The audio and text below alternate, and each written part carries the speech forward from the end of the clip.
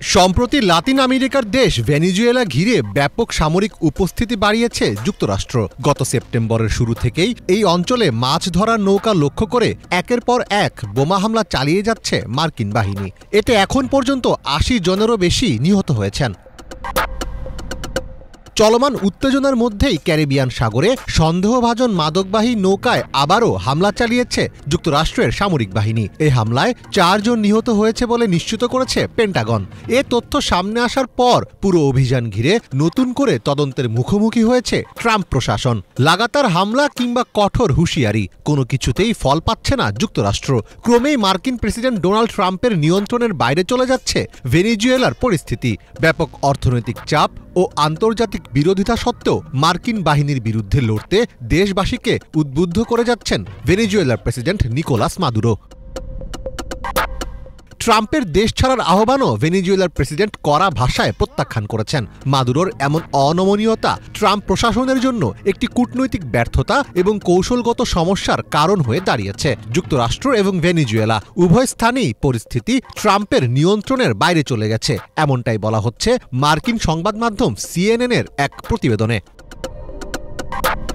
Venezuela ইস্যুতে পরবর্তী পদক্ষেপ নির্ধারণের জন্য ট্রাম্প সোমবার ওভাল অফিসে শীর্ষ জাতীয় নিরাপত্তা কর্মকর্তা ও উপদেষ্টাদের নিয়ে বৈঠক করেছেন। এর মধ্যেই হোয়াইট হাউসের প্রেস সেক্রেটারি ক্যারোলিন লেভিট জানিয়েছেন, শীর্ষ মার্কিন নৌ কমান্ডার অ্যাডমিরাল ফ্র্যাঙ্ক ব্র্যাডলি তার আইনগত ক্ষমতার মধ্যেই ভেনেজুয়েলার জাহাজে দ্বিতীয় হামলার নির্দেশ দিয়েছিলেন। অথচ প্রতিরক্ষামন্ত্রী পিট হেগসেথ হামলার অনুমোদন দিলেও সবাইকে হত্যা করতে বলেননি।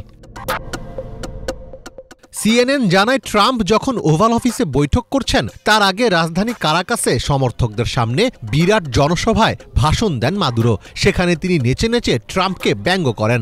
দেশ ছাড়তে যুক্তরাষ্ট্রের অনুরোধ উড়িয়ে দিয়ে মাদুরো বলেন, যুক্তরাষ্ট্র শান্তির বিনিময়ে আমাদের কৃতদাস বানাতে চায়। আরেক টিভি অনুষ্ঠানে খোশ মেজাজে হাজির হন মাদুরো, যেখানে তিনি দাবি করেন চীন ভেনেজুয়েলাকে প্রকাশ্যে সমর্থন দিচ্ছে।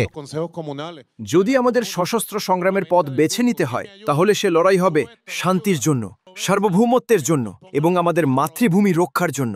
আমি আশা করি ঈশ্বরের অনুগ্রহে আমি এবং আমাদের সেনা কমান্ডাররা চলমান পথ অব্যাহত রাখব।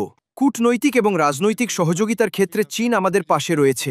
তারা আমাদের শান্তি প্রতিষ্ঠার অধিকারকে সমর্থন করে।